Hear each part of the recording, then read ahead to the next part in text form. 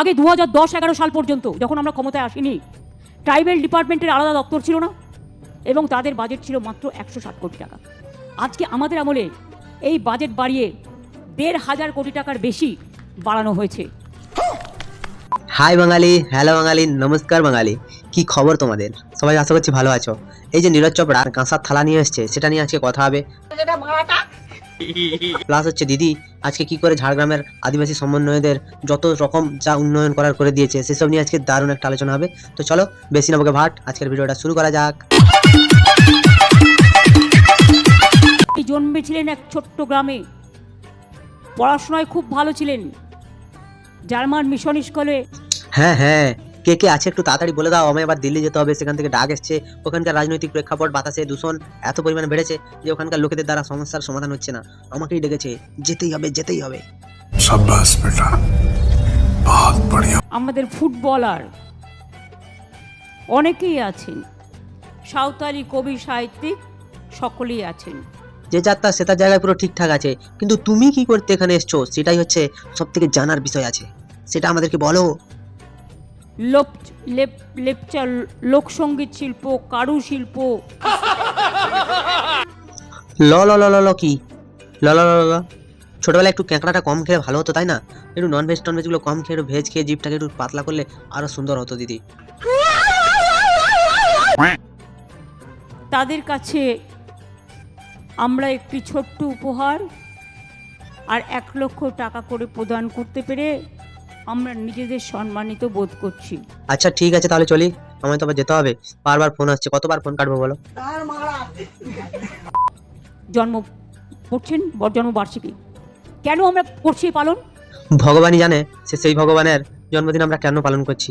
আগেকার দিনে ইংরেজরা আমাদের মা বোনেদের সম্মান লুট করেছিল, আজ তৃণমূলের ক্যাডাররা আমাদের মা বোনেদের ইজ্জত লুট করছে, মদ খাচ্ছে, গাঁজা খাচ্ছে, রাস্তায় উল্টো পাল্টা কথা বলছে। আমরা তো দেখেছি সন্দেশখালীর ঘটনা, আমরা কেউ কিছু ভুলিনি দিদি, সব শেষ করে দিয়েছে। আগেকার দিনে ইংরেজরা লুট করতো, এখনকার দিনে তোমার ভাইরা লুট করছে, পুরো শেষ করে দিচ্ছে সিস্টেমটাকে।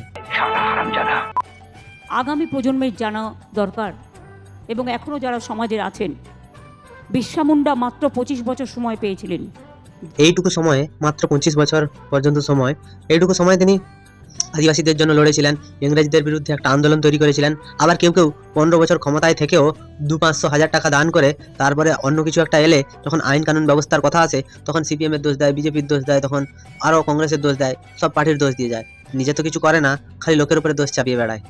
তিনি তো যা হোক কিছু করেছিলেন, এরা তো কিছুই করে না। মাদারের বাচ্চা। তিনি খুব লড়াকু ছিলেন, দেশ তখন পরাধীন ছিল। আমরা আর এখন কোথায় স্বাধীন দিদি, আমরা আর কোথায় স্বাধীন? বাক স্বাধীনতা বলে তো কিছুই নেই। আজকে দেখো না, এই ভিডিওটা বানাচ্ছি, যদি ভিডিওটা তোমার কাছে চলে যায় বাই চান্স, তাহলে কি হবে জানো? সন্ধ্যাবেলা আমার ঘরে দরজায় এসে পুলিশ লাথি মারবে, খুঁজে না পেলে এনকাউন্টারে কখন কোথায় গুলি করে দেবে।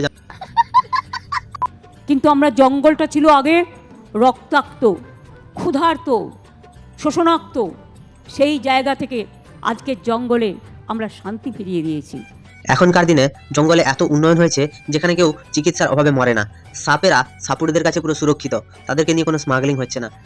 গাছেরা একদম করাতকলে পুরো সুরক্ষিত অবস্থায় আছে, সেখানে তাদের কোনো রকম কোনো অসুবিধা হচ্ছে না। হাতিরা সার্কাসে ভালোভাবে ট্রেন্ড অবস্থায় আছে। এইসবে হাতির দাঁতেই লাগানো আছে, ওগুলো নিয়ে কোনো কিছু হচ্ছে না। মানে আজকে পুরো সুরক্ষিত হচ্ছে জঙ্গল। আর এই জঙ্গলের মানুষেরা, ছাড়ো বাদ দাও, ওদের কথা যতটা না বলা যায় ততটাই ভালো। ওরা কি অবস্থায় আছে, কোন পজিশনে গেছে, সেটা একবারও যদি কেউ দেখতো। আমি নিজে বেলপাহাড়ি থেকে একটু ভেতরের দিকে একটা গ্রাম আছে, আমার ঠিক গ্রামটার নাম মনে নেই, সেই গ্রামে আমি গেছিলাম, দেখেছিলাম যে ওখানকার মানুষের মানে কতটা কষ্টে জীবনযাপন এখনও করছে, খালি মুখেই বাতেলা, কাজে কিছু নয়। জঙ্গলের মানুষকে আমরা বাঁচার অধিকার ফিরিয়ে দিয়েছি।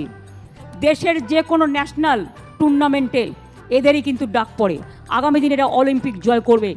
দেখো, আমাদের রাজ্যের ছেলেমেয়েরা যদি অলিম্পিকে চান্স পায় তাহলে সব থেকে খুশি তো আমরাই হব, আমাদেরই তো সব থেকে খুশি হওয়ার কথা, কারণ পদকটা তো আমাদের ঘরেই আসছে, তাই না? বুঝতে পারছেন?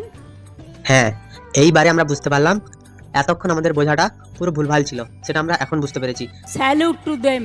তাই তোমায় স্যালুট দিদি। ভারত আজ পর্যন্ত অলিম্পিকে সোনা পায়নি। সেটাই তো দিদি, আজ পর্যন্ত ভারতবর্ষে কেউ একটা সোনা আনতে পারেনি। নীরজ চোপড়া তো কাঁসার থালা নিয়ে এসেছিল, আর কি করা যাবে বলো? কাঁসার থালা নিয়ে এসে আমাদের সামনে বলছে এটা সোনার মেডেল। আমরা বিশ্বাস করিনি, আমরা তোমার অনুগামী, আমরা কেন বিশ্বাস করব? দিদি যদি বলে থাকে যে নীরজ চোপড়া সোনা যেতেনি তো যেতেনি, রাকেশ রোশন চাঁদে গেছিল তো গেছিল, দিদি যখন বলেছে তখন ঠিক আছে। বসো প্লিজ। আরে বসুন না বসুন, দিদি একটা ভালো কথা বলছে, একটা জ্ঞানের কথা, কি সবসময় উতলা উতলা উতলা, একটু তো ধৈর্য ধরে বসুন, কথাটা তো একটু শুনুন। মনে রাখবেন যারা ছৌ নাচ করে অনেকগুলো জাম্প করে, ওই জাম্প জিমনাস্টিক্সে কাজে লাগে। একদম দিদি, আমার বাবা গেছিল চোলাই মদ খেতে, তো সে মদ খেয়ে ফেরার সময় আমার জন্য একটা স্প্রিং বুট এনেছে। আমি ভাবছি লং জাম্পে নাম লেখাবো, তো কারণ স্প্রিং বুটে যে লাফাচ্ছে তাতেই আমার মনে হয় লং জাম্পে আমি মানে নিজের ভেতরে একটা কনফিডেন্স এসে গেছে আলাদা লেভেলের, তো আমার লং জাম্পে অলিম্পিকের নামটা একটু সুপারিশ করে দিও। शाबाश। ফরেস্টের জমি ট্রাইবেলদের হাতে থাকবে এবং ট্রাইবেলদের জমি কেউ কাটতে পারবে না। ট্রাইবেলদের জমি একমাত্র ট্রাইবেলদের হাতে থাকবে, এটা আমরা কিন্তু এখন করেছি। দেখো তুমি যে এত কিছু করলে, আমরা তো এখানে অনেক খুশি, আমরা অনেক গর্বিত তোমাকে আমাদের মুখ্যমন্ত্রী হিসাবে পেয়ে। এবার তুমি কিছু বলো। আমি মানুষের স্বার্থে এমনকি নিজে পদত্যাগ করতেও রাজি আছি। তুমি আমার জন্য আর কতদিন কষ্ট। দিদি তুমি যেও না, দেখো তুমি চলে গেলে আমাদের কি হবে বলো, আমাদের এই একাডেমি, আমাদের এই বন জঙ্গল কে দেখবে আমাদেরকে? দেখো তুমি ছাড়া তো আর কেউ নেই বলো, যা হয়েছে সবই তো তুমি করে দিয়েছো, কেউ তো কিছুই করেনি। যা আইন কানুন বিচার ব্যবস্থা সবই তো তোমার হাতেই তৈরি, 1947 সালের আগে থেকেই তুমি তো আমাদের মানে মুখ্যমন্ত্রী বলো। তো হ্যালো বন্ধুগণ, কেমন লাগলো আজকের ভিডিওটা? আশা করি ভিডিওটা অনেকটাই ভালো লেগেছে। যদি ভালো লেগে থাকে তাহলে লাইক কমেন্ট শেয়ার এবং সাবস্ক্রাইব করে দিও, পাশে থাকা বেল আইকনটা প্রেস করতে একদম ভুলবে না। সবাই ভালো থেকো, সুস্থ থেকো, সাবধানে থেকো, দেখতে থাকো বাংলার কুঁড়ে ঘর।